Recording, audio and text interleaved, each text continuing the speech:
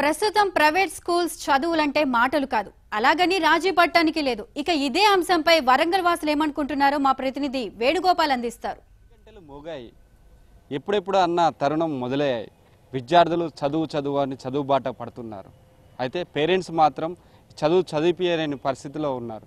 Private పాఠశాలలో అధిక ఫీజులు వసూలు చేస్తున్నారు. వాటిపై చూద్దాం ఇక్కడ వరంగల్ వాసులు ఏమనుకుంటున్నారు. చెప్పండి, ఇప్పుడు ప్రైవేట్ పాఠశాల ఇబ్బందులు చూస్తున్నారు కదా, ఏ విధంగా ఉంది? తెల్లారులేస్తే పిల్లల్ని స్కూల్ పంపాలనుకుంటున్నారా? ఎటువంటి పరిస్థితి ఎదుర్కొంటున్నారు? కార్పొరేట్ కళాశాల లోపల మరి ఈరోజు లక్షల కొద్ది రూపాయలు స్కూళ్ళల్లో లక్షల కొద్ది రూపాయలు డొనేషన్స్ తీసుకుంటున్నారు. ముందు రిసెప్షన్లో ఏసీలు, మరి బ్రహ్మాండమైనటువంటి కలర్ఫుల్ యాక్టివిటీస్ కనబడుతున్నాయి. అదేవిధంగా కనుక స్కూల్కి వెళ్ళేది ఉంటే లోపల మరి ఆ విధమైనటువంటి infrastructure they are not providing. అదేవిధంగా మరి అక్కడ ఎటువంటి క్వాలిఫైడ్ టీచర్స్ ఉన్నారు? ఒక BEd not a milestone or a parameter to judge a teacher. వారి కమ్యూనికేషన్ స్కిల్స్ ఎలా ఉన్నాయి, వాళ్ళ వ్యక్తిత్వం ఎలా ఉంది, అది తెలుసుకోకుండా ఇష్టం వచ్చినట్టు రిక్రూట్మెంట్ డ్రైవ్లు చేసి పిల్లల భవిష్యత్తును పాడు చేస్తున్నారు. కాబట్టి తల్లిదండ్రులకు మేమందరం అప్పీల్ చేసేది ఏంటంటే గవర్నమెంట్ స్కూల్స్లో చదివిద్దాం. మరి గవర్నమెంట్ స్కూల్స్లో కూడా విద్యార్థి నడవడికను మన తల్లిదండ్రులు కూడా గమనించాల్సిన అవసరం ఉంది. మరి ఈ విధంగా మనం ముందుకు పోవాల్సిన అవసరం, మరి ఉద్యమ స్థాయి లోపల స్ఫూర్తితోటి మనం ముందుకు పోవాల్సిన అవసరం ఉంది. మీరు చెప్పండి, ఇప్పుడు ఉన్న తరుణంలో విద్యార్థులకు చదువును అందించడం ఉందా, లేకుంటే ఎటువంటి పరిస్థితులు ఎదుర్కొంటారు? మనం ఈరోజు విద్యార్థులు చదువు కొనడం కాదు, చదువుకునే పరిస్థితిలో ఉంది. ఈరోజు టెక్నో స్కూల్స్ అనేవి ఉన్నాయి, ఈ టెక్నో అంటున్నారు, రకరకాల టెక్నో అంటున్నారు.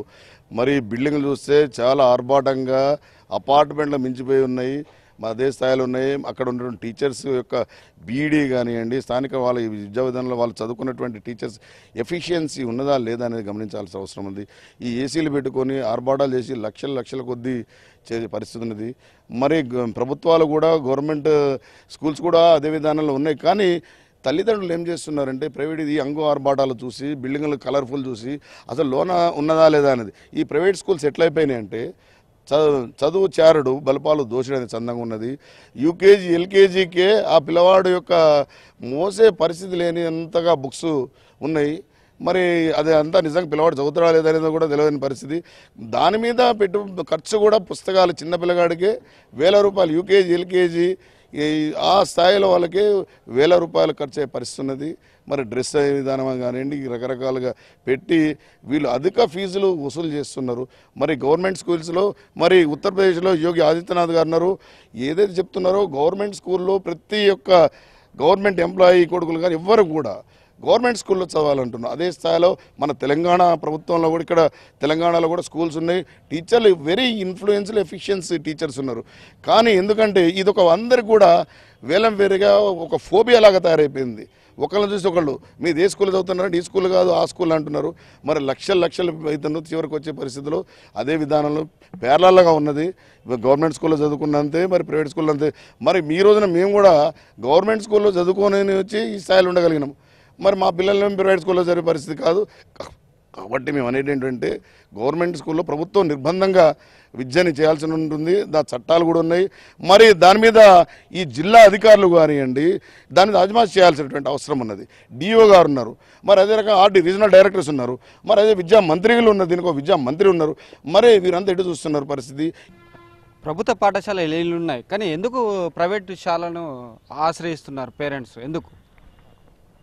తెలంగాణ రాష్ట్రం ఏర్పడిన తర్వాత రాష్ట్రంలో అధికారంలోకి రావడానికి కేసీఆర్ గారు కేజీ టు పీజీ విద్య ఉచిత విద్య అని చెప్పి ఒక వాగ్దానం చేసి అధికారంలోకి వచ్చిండ్రు.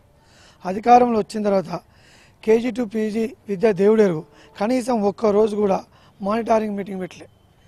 ఇవాళ ప్రభుత్వ పాఠశాలలో చదువుకున్న వాళ్ళు రాష్ట్రాన్ని పరిపాలిస్తారు.